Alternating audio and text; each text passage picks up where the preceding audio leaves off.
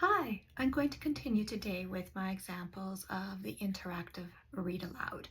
And this time we're going to focus a little bit on the vocabulary words, tier 2, as we did in the first demonstration. But we're also going to include some comprehension strategies and questions while we read one of my favorite books, The Big Cheese. Big Cheese is written by Jory John and Pete Oswald. So today we're going to begin with those vocabulary words, and what I've selected today are 3 words you want to listen for, and when you do hear them, raise your hand, and that tells me that you're paying attention. But then we're going to try to see if we can decide and figure out what the words mean. So one of our words is brag, emanate, and praise.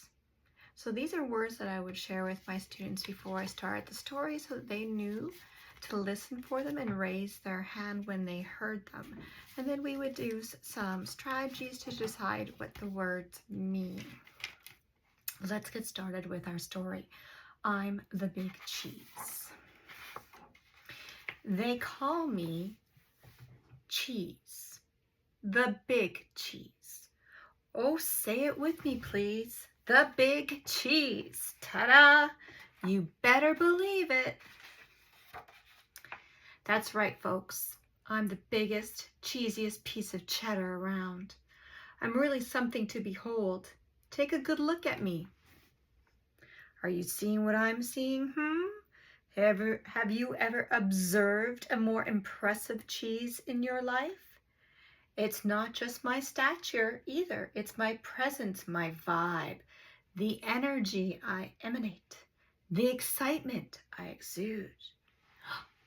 Did anyone catch that? I think I heard 2 of our words. Can we decide what those words mean? Can we clarify?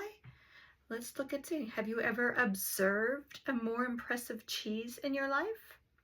So I'm asking my students right now if they can help me decode or just say what that word means. So when we say observed, hopefully my other students are helping my EAL kids, or my EAL kids are looking at the picture and thinking I have an idea of the meaning. Then we move to the energy I emanate, the excitement I exude. It's my presence, my vibe.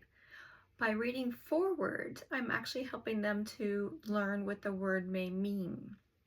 It is one of the reading strategies. We'll continue. It's in the way I fill a room or a theater or a stadium. Wherever I go, I cause a fuss. Heads turn, jaws drop, gasps are audible. See why I love this book. There's so much great vocabulary.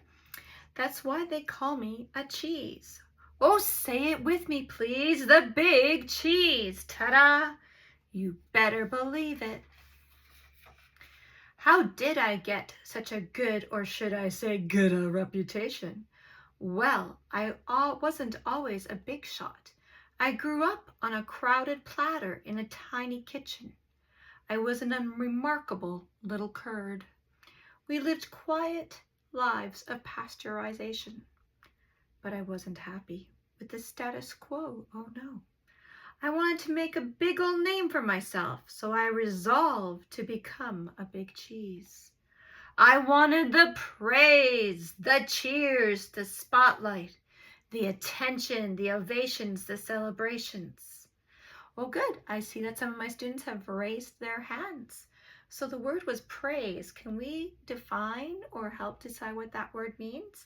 Let's clarify. I wanted the praise, the cheers, the spotlight, the attention, and this is when I would let my students have a discussion about what they think the word means.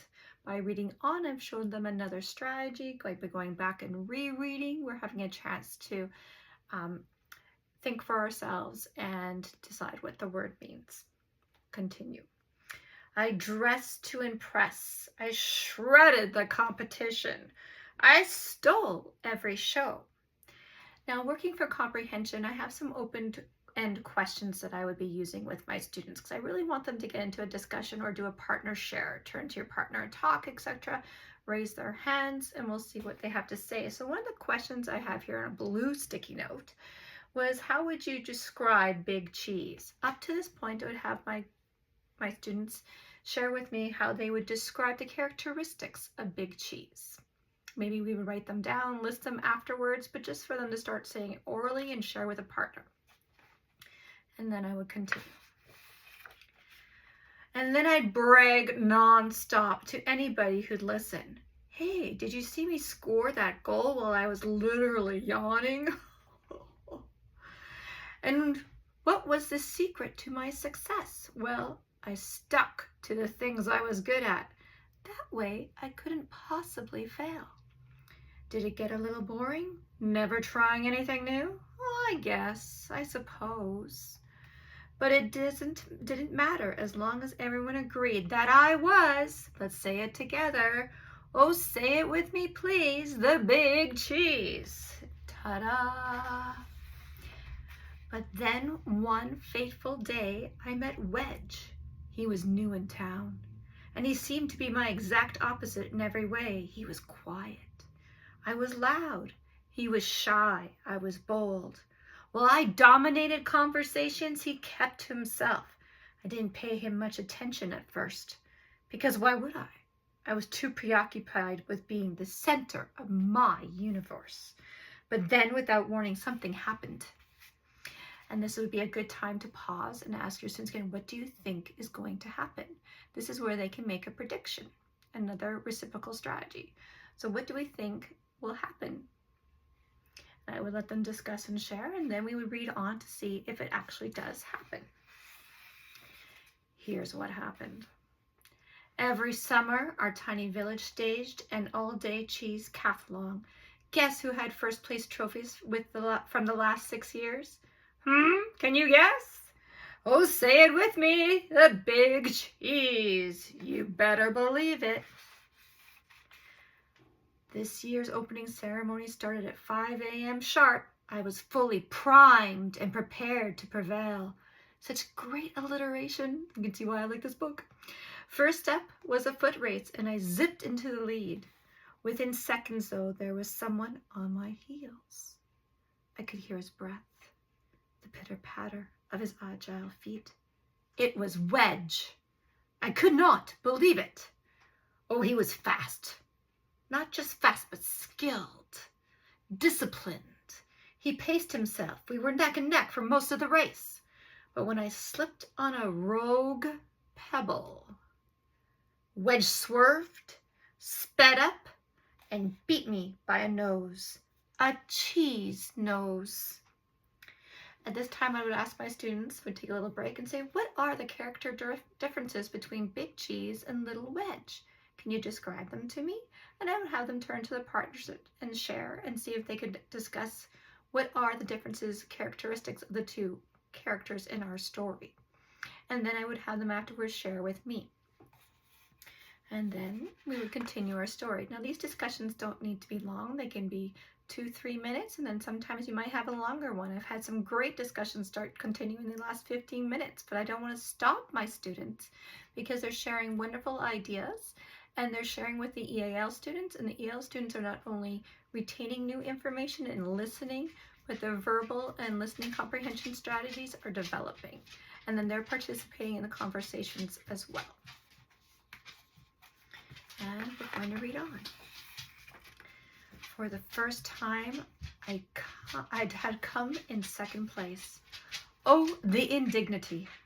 But there was no time to sulk, because the next leg of the competition had already started. It was a game of chess. Before I could blink or think, Wedge had taken my king in 4 moves, and while I was busy protesting to the judges, he had already moved on. The following events were a blur of loss after loss, after humiliating loss.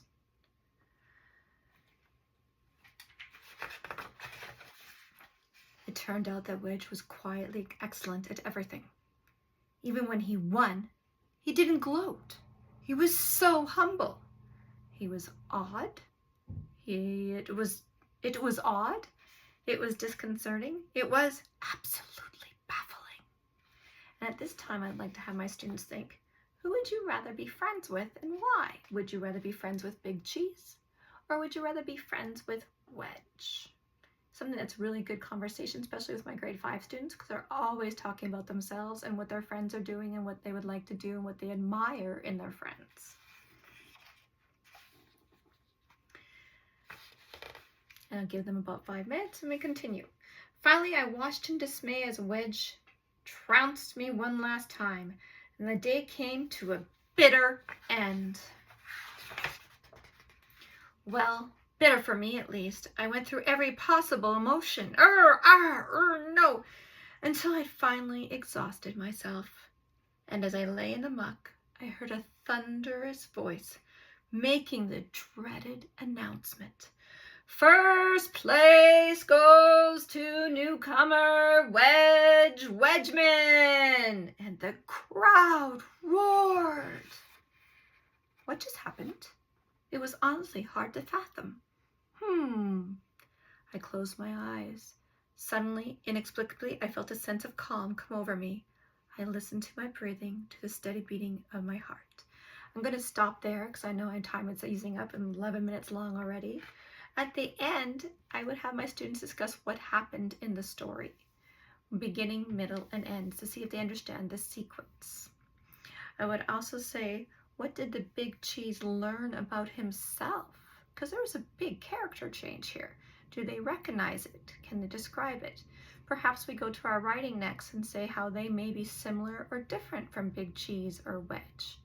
There's lots of potential here so that your EAL and all your students can use the new vocabulary, hear it, pause and discuss and retain details from the story just by practicing predict, clarify, questioning, and then at the end doing a writing exercise as a way to summarize and process the information. What I'd like to do sometimes, and you don't need to do this all the time, is stop so often, etc. Reading is for pure enjoyment. You're sharing your love of reading. Using your voice as a tool is absolutely necessary.